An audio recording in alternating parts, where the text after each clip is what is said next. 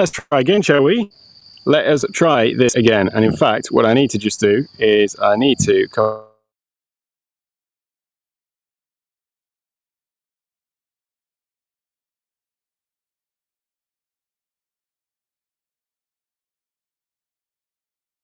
Are we still going?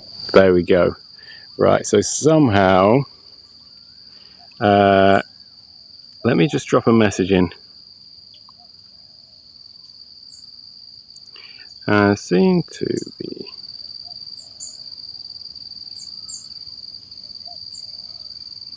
Let's have a little look. There we go. This is the thing you get for trying out new things for the first time live on a live stream.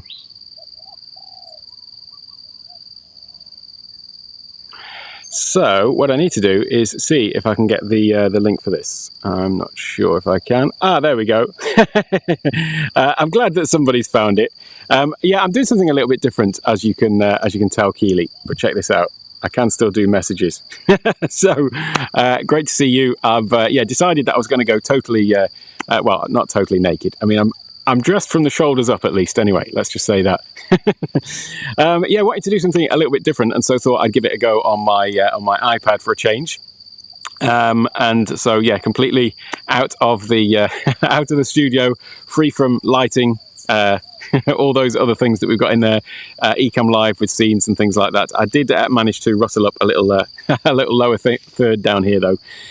But yeah, in going live, for some reason, I'm using a service. I won't say the name of the service, but I'm using another service, which is a browser-based live streaming service. I'm still all in on Ecamm, but I'm using a sort of a browser-based streaming service. And what I seem to have not done, because I'm not that experienced with it, is I haven't quite figured out how to actually stream to my previously scheduled event. So here I am streaming somewhere else. Hey, great to see you. Yes, I am indeed. It's not a green screen. This is actual vegetation. Look, I can actually pick some vegetation from just down by my feet. Oh, thank you, Keely. I've just noticed you've dropped the correct link in to the original stream. So thank you very much for that. What on earth am I doing out here, you might well ask? Well, it came about because the Katie do you know, it's all the K's are great, aren't they? Keely, Carly, Katie. Katie put a great post in the Ecamm Live Facebook group, and it was about drop your stupid questions in quotation marks into this particular thread. And the reason being that there's lots of people who come into the community, or maybe they're new to Ecamm Live, new to whatever it happens to be, and so they, the initial sort of apprehension that people have about asking things is, oh, well, maybe it sounds a bit stupid. There's, I'm just a newbie. There's these other people in here who are far more experienced potentially, and so some people hold back from asking questions for fear of feeling like, they're asking a silly question, basically. And this has started a conversation around sort of the validity of things like this, and there are some people who will, I'm not one who really cares about asking stupid questions. I ask plenty of stupid questions, but I do get why some people might feel sort of a little held back by it. But it sort of got onto the whole conversation around other sort of barriers that people have to actually starting to live stream, starting to record, and things like that. And there is this whole sort of gear acquisition syndrome, as we call it, where it's like always looking for that next thing, and that can be a hindrance if you feel like you've got to have all of the latest and greatest stuff, the latest camera that's come out. Oh, well, maybe I'll start live streaming after I can get my hands on that new camera or something like that. And it is a bit of a cliche saying that really all you need is your mobile phone to start streaming. So I thought, well, I'd just actually put that into practice, and I'm not going to start doing all of my tutorials this way, although it could be an idea. It's quite nice how it's here, actually. So maybe I could just have my computer here and be a bit of an odd one, wouldn't it? Some large fish just jumping in the water behind me. So yeah, that's what that's the whole sort of reason for doing this. And I just sort of wanted to go over the, I suppose my journey with doing all this stuff, and have been creating stuff for the channel, doing the live streams and things like that, but also creating videos for, not least, I'll give it another plug, the course that I've created for Ecamm Live and the Zoom course, which is, I promise it's imminent, I promise. But then other, content I've been creating and stuff like that for other courses, not necessarily related to the channel and so on. And so I thought I'd just talk about, my what I did to actually get started and my setup. So once I realized that, I was doing Zoom wrong, using my built-in camera on my Mac laptop, getting the whole up the nose shot, that sort of thing, realizing that there was another way to do it. That's part of the reason that I wanted to start looking into, leveling up my my video side of things. Also, I was creating course content as well, and so I was doing that all the wrong way for me, which was filming in small little bursts, editing all together. It was taking an awfully long time. I've covered this at length, so I won't go into the whole story about how I got into the one take thing. But in terms of the equipment that I had from when I first started. Hey, Albert, great to see you here. Yeah, something a little bit different.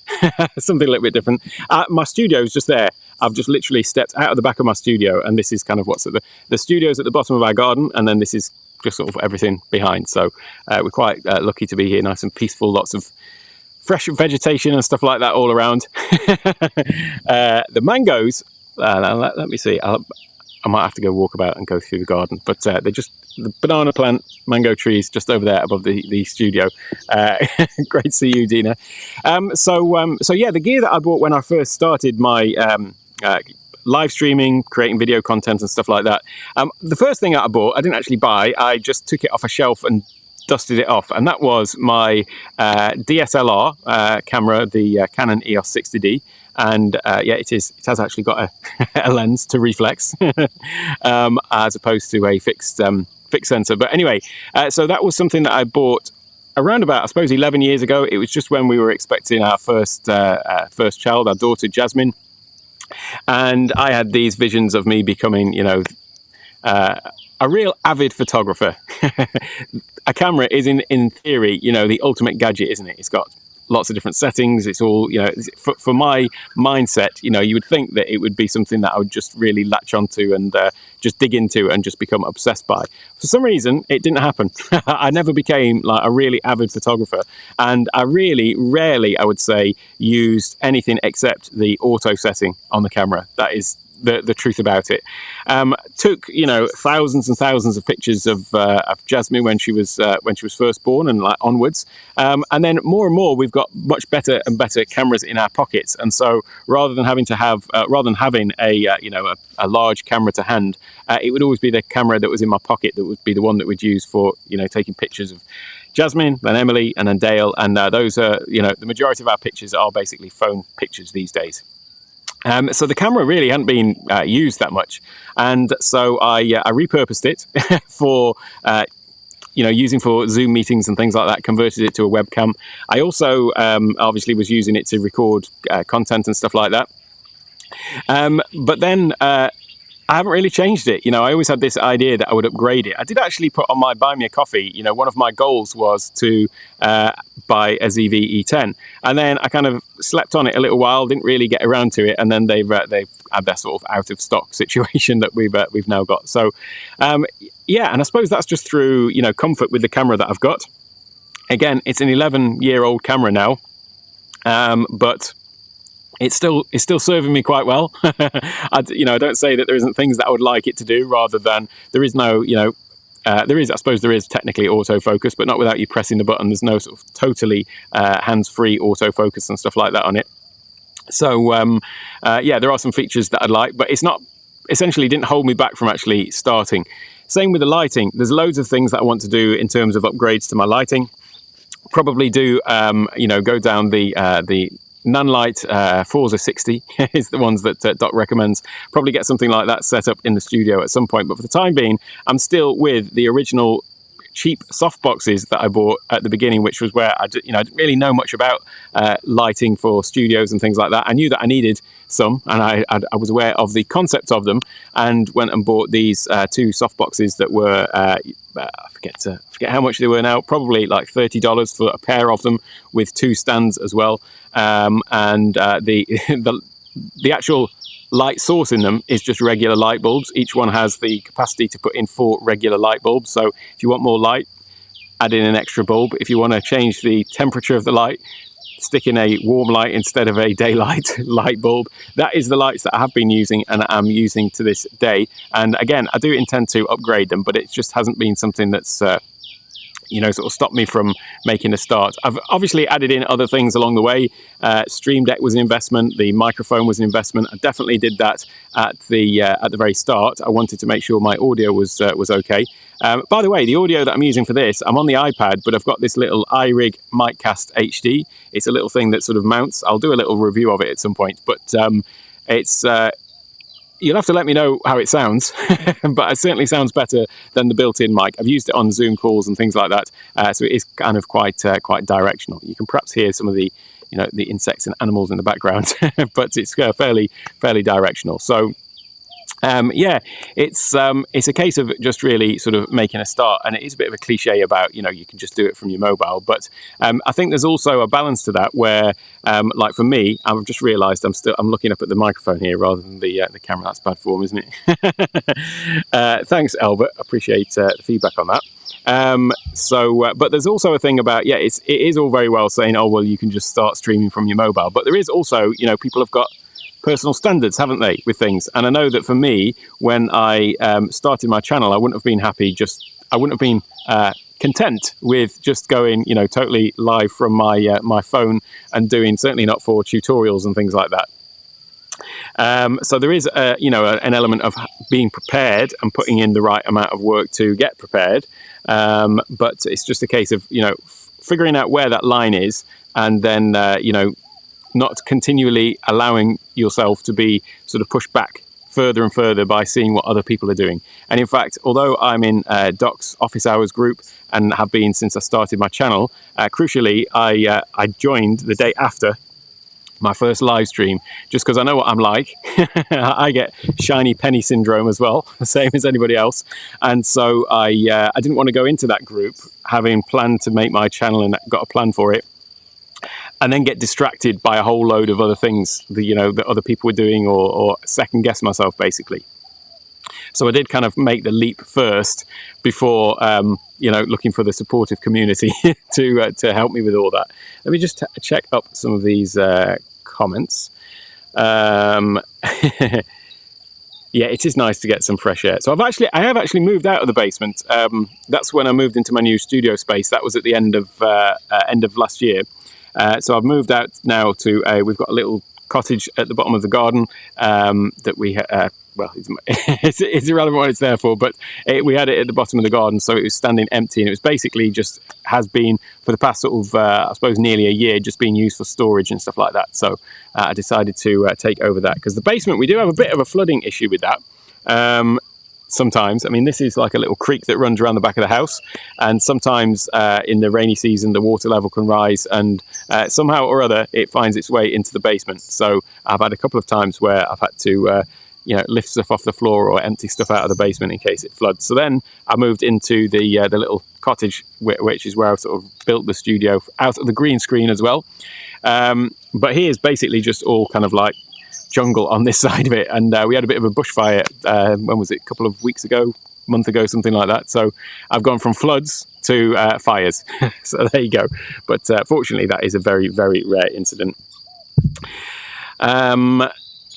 I know cameras, you see, that is the thing, isn't it? It's it is, they are a bit of a I don't know why I never really latched onto them in terms of, you know, just being totally obsessed, because it is totally something that would be right up my street, I would have thought, and yet somehow I never really dug into it. I love all the tech with all the streaming stuff, but just cameras for photography, I don't know quite why that was. I think perhaps what it was is I felt like there was maybe quite a lot to learn, and I was distracted by other things that I was just diverting my attention to. Probably now, if I really you know, thought it's something that I was going to spend some time on, I would actually get into them a lot more than I did at the time. I think it was just, there was so much going on at the time that I got it, that I never really spent the time to, you know, learn all the different features and the terms and stuff like that. So maybe now it'd be a little bit different. So yeah, that's definitely on my someday list. I do have really quite a long gear list of stuff that I intend to get, and some of it is on there that probably will never see the light of day in my studio. There's some stuff there that really I don't think should be there at all, but I haven't taken it off. Roadcaster, I'm looking at you.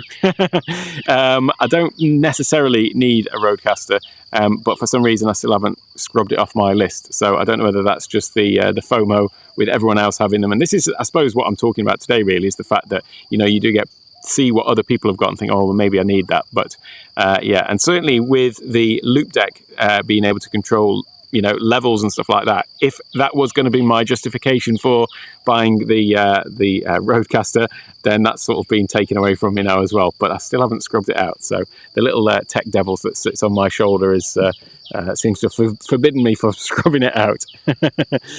Let's have a look. Sounds pretty good.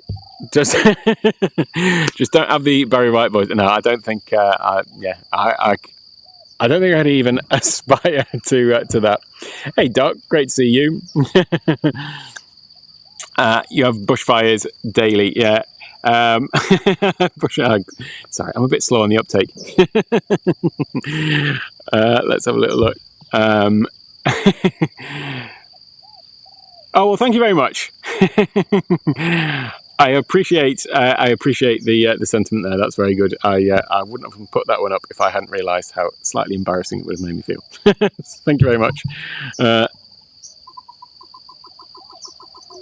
trying to read this. This is a bit small. The art is that you can often set something, but you don't know immediately or ever that it's right. Yes, I suppose that's true. Of course, it's true. It's come from Keeley, and hashtag Keeley's right. So yeah, that was really the point of the thing today, was just to try something new. It did obviously go wrong. I did think that I'd tested this, but clearly not, because obviously you always do a test stream, don't you? So I did 2 test streams today. I did a test stream from just from YouTube, actually on the iPad, and then I did a test stream from this other browser-based service. Which isn't Ecamm, but that I'm not going to get into the habit of using.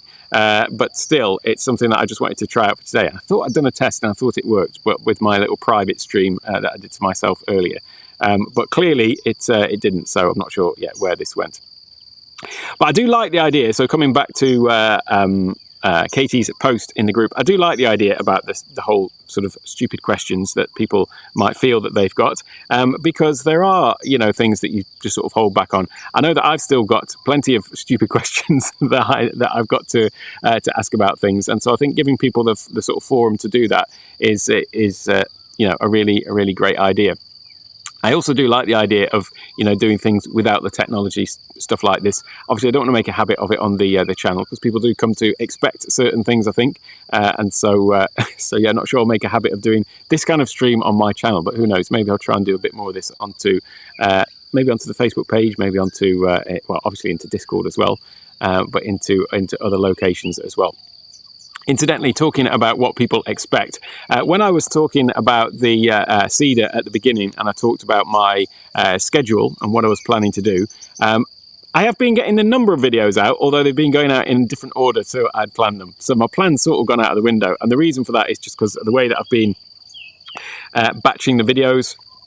I've done them in a sort of just the order that seemed logical for me to record them, and so I've had different stuff ready at different times rather than having all the things in the order that I'd originally said. But I'm quite confident that I will hit the number of videos and get all of those videos made by the end of April now. I've got into a bit more of a swing of actually making them. But one thing I will say, though, is about consistency on YouTube and how it can actually work both ways. So whereas, before I was saying, I don't feel I'm being consistent in terms of, trying to get this video a day, and I'd have spurts where I'd do, 7 videos in a week, but then I'd have other weeks where there'd be nothing or just a live stream or something like that. And so that's what I was trying to get back into. And when I started this whole Cedar thing, I was saying, it'd be nice to, increase obviously the number of subscribers over the month as well. I suspect, I actually mentioned it at the very beginning, I suspect that some people are getting sick of the sight of me because the number of subscribers that I'm getting daily is actually dropping slightly compared to what it was like the week before Cedar. So bear in mind that when people are unsubscribing, they've actually got to put effort in to go and unsubscribe from you. There's lots of people who are going to be subscribed to your channel. They might not be watching your content, but they haven't literally gone to your channel to unsubscribe. And so if you are appearing in people's feeds, then they'll be seen, as they're scrolling up, they'll say, oh, here's this person, not interested in watching that video now, but they're just going to keep scrolling because they're looking for something else. It takes effort to actually go and physically unsubscribe. The thing that will cause people to use their effort to go and unsubscribe is like if they're scrolling, it's like, oh, there's that guy, I'm not really so interested in what he's talking about in that video, let me keep going.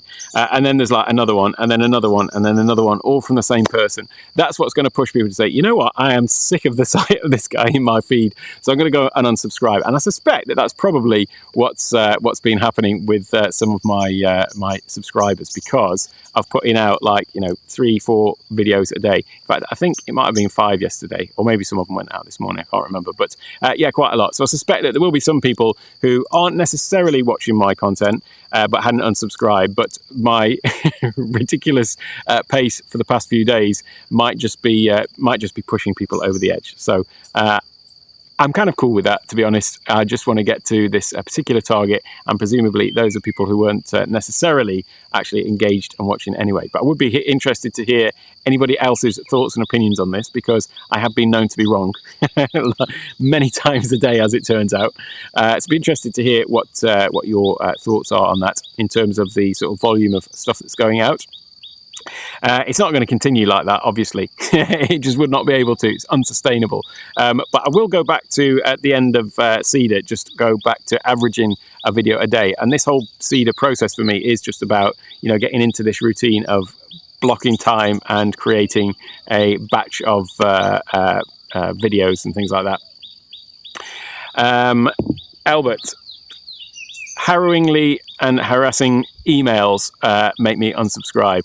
Yeah, I totally agree. I do not like being on email lists where they are just bombarding you.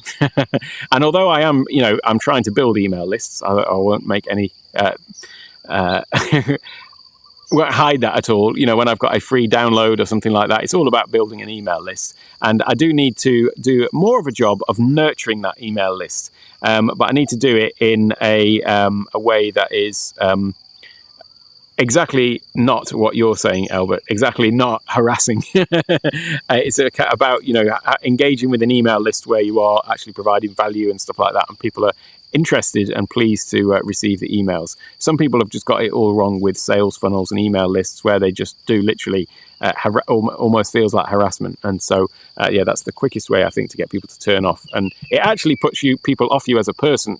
I'm just speaking from experience, knowing people who I might have been really interested and engaged with them to begin with, but then when you start getting this sort of bombardment of continuous emails that just feels like there's actually no feeling in them or care or anything like that from them, it is just a case of, right, well, now that I've got you in my list, I'm going to try and basically spam you as much as possible. So it's definitely a balance to be had.